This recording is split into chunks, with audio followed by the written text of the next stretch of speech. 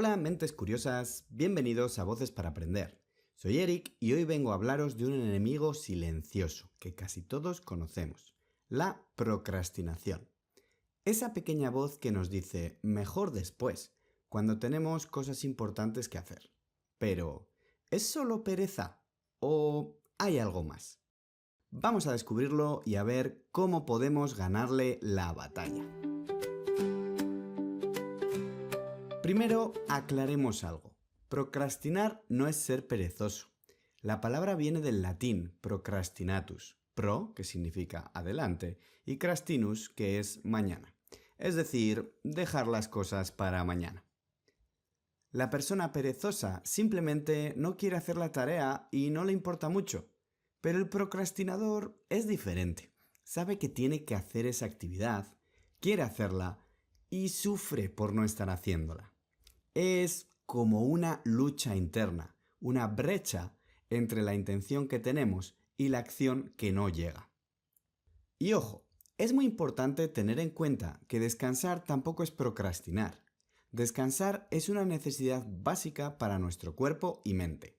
No podemos ser productivos constantemente. De hecho, el ocio, ese tiempo para actividades que nos gustan y relajan, es fundamental.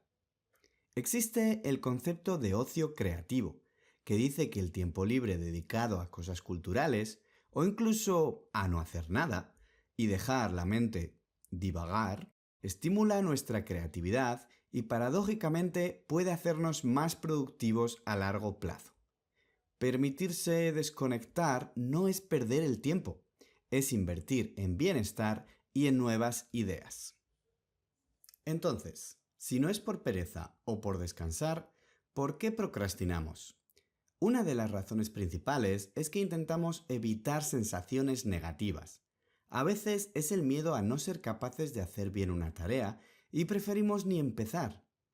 Otras veces es el estrés de enfrentarnos a un problema grande, como puede ser completar la declaración de la renta con todos esos tediosos cálculos o cosas más simples como hacernos una analítica, por si no sale bien el resultado o el miedo al pinchazo. Otro motivo que se da en la actualidad es nuestra preferencia por las recompensas inmediatas.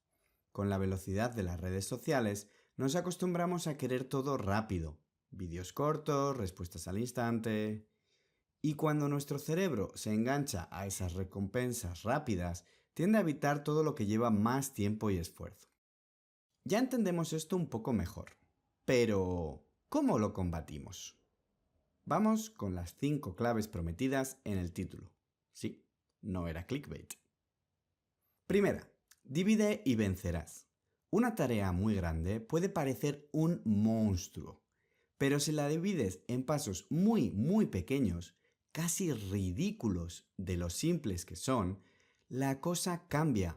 El primer paso para ese gran proyecto podría ser simplemente sentarte y abrir el programa que necesitas. O abrir un libro si vas a estudiar.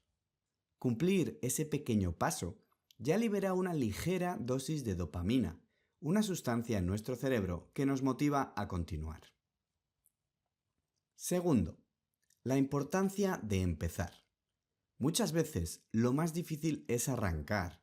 Una vez que das el primer paso, por pequeño que sea, es como si se encendiera un motor interno y continuar se vuelve más natural. Así que, si tienes una tarea enorme, no te agobies pensando en el final. Concéntrate solo en el primerísimo paso.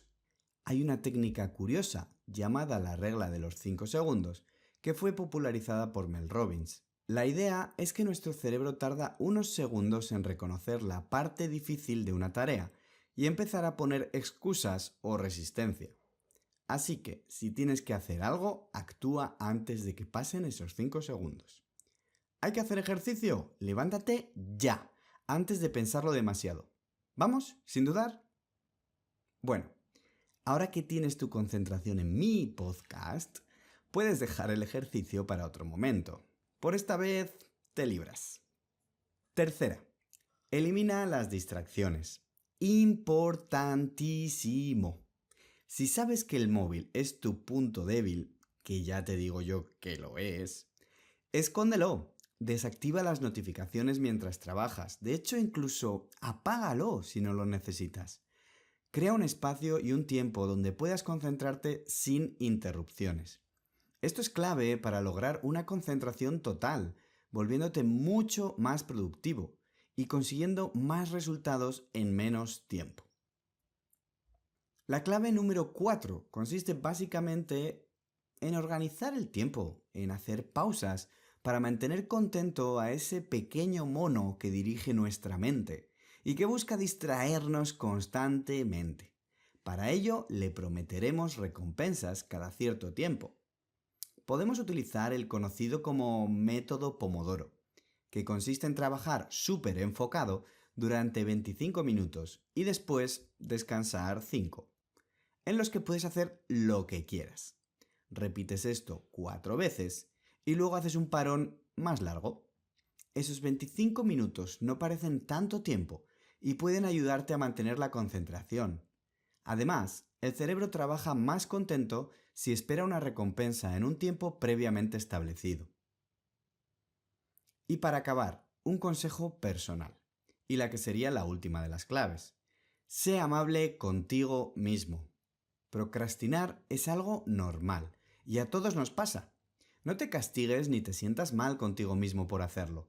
De hecho, hay estudios que demuestran que bajos niveles de autocompasión, es decir, ser muy duro con uno mismo, se relaciona con más procrastinación. Así que, no seas muy duro contigo mismo, tómate un respiro de vez en cuando, que no tiene nada de malo. Pues ya lo ves, la procrastinación no es simplemente ser vago, es un fenómeno complejo con causas y, afortunadamente, soluciones. Entender por qué lo hacemos y aplicar pequeñas estrategias puede marcar una gran diferencia. ¿Y tú? ¿Cuál de estas claves te parece más útil? ¿Tienes algún truco personal para combatir la procrastinación? ¿Eres realmente capaz de separarte del móvil? Anímate y cuéntamelo en los comentarios. Este es un problema que nos afecta a todos, así que puedes compartirlo con todos tus amigos procrastinadores. Y hasta aquí nuestro episodio de hoy. No olvides suscribirte si aún no lo estás y dar un buen like si el vídeo te ha gustado.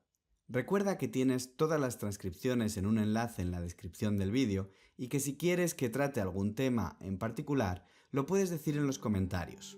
Gracias por escuchar y hasta la próxima.